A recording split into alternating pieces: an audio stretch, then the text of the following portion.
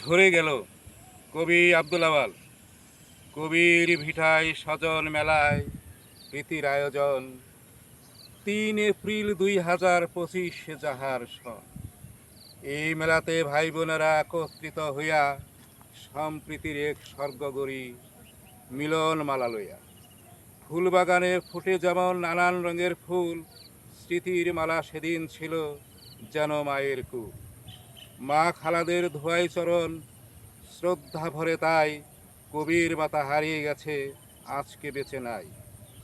দুদিন ব্যাপী অনুষ্ঠানের অতীত দিনের কথা, মিলন মেলায় খুশির জোয়ার, স্বর্গ ছিল সেথা।